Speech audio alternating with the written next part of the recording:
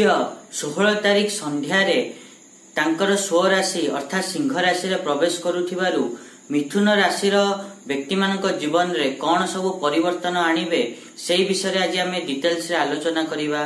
नमस्कार, मु सुभाषिष पुंथा स्वागत करछु मो YouTube चैनल को।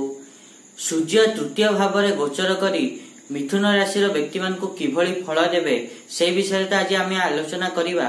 ता पूर्व समना भली गोटे रिक्वेस्ट करिया चाहिए कि जो मैंने भी एजाई चैनल को सब्सक्राइब करना सब्सक्राइब करंतु और पाखा थिबा बेल आइकन को प्रेस करंतु जाद्वारा कि मैं आगु जहाँ भी किसी वीडियो देवी ता नोटिफिकेशन आपण मान को ठीक समय मिल जिवो। जदि आमे मिथुन राशि कथा कहिबा ताले मिथुन राशि व्यक्ति मान सूर्य तृतीय भाव में गोचर करिवे, जेउथरे कि शुक्र एवं बुध पूर्वरु रहिचंती एवं मंगल सूर्य को चतुर्थ दृष्टि रे देखिबे एवं गुरुंकर केंद्रीय प्रभाव मध्य सूर्यंक ऊपर रहिबो।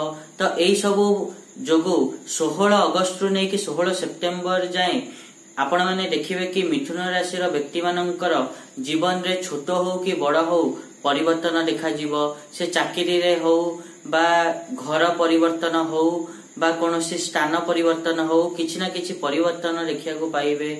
ता सहित एहा मध्य देखिया को पाइबे कि जो माने मिथुन राशि व्यक्ति अछंती आपण माने जो योजना करिवे से योजना सफल हबो।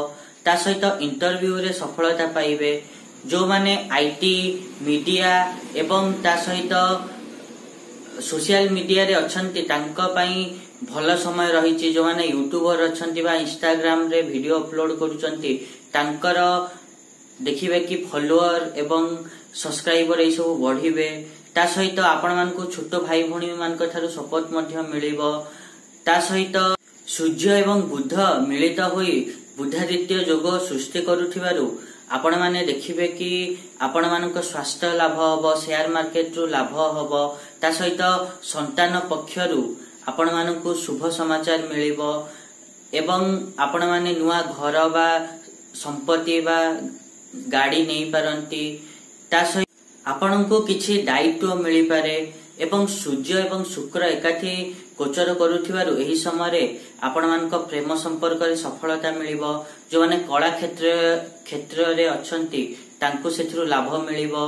खर्च निवेश मध्य बढ़िबो एवं मंगलंकर चतुर्थ दृष्टि सूर्य ऊपर पडुथिबारु आपण माने देखिबे कि एही समय रे आपण माने कोर्ट कचेरी रे विजय प्राप्त करिवे, शत्रु माने दबिकी रहिबे। ता सहित आपण मानकर चाकरी नथिले नुआ चाकरी मिलिबो, आयर साधन बढ़िबो। गुरुंकर केंद्रीय प्रभाव पडुथिबारु आपण माने एही समय विदेश जाई पारंती, किंतु शनि वक्री होई दृष्टि देउथिबारु आपण मानकर जो यात्रा करिवे सेते किछि समस्या आसी पारे एवं पितांक स्वास्थ्य रे समस्या आसी पारे। जो माने हायर एजुकेशन करूचंती तांकर हायर एजुकेशन रे समस्या आसी पारे। एटा थिला मिथुन राशि व्यक्ति मानक पई सूर्यंक गोचर किपरि रहिबो। आशा करिबि कि मु जा कहली आपण माने ठीक रे बुझी पारथिबे।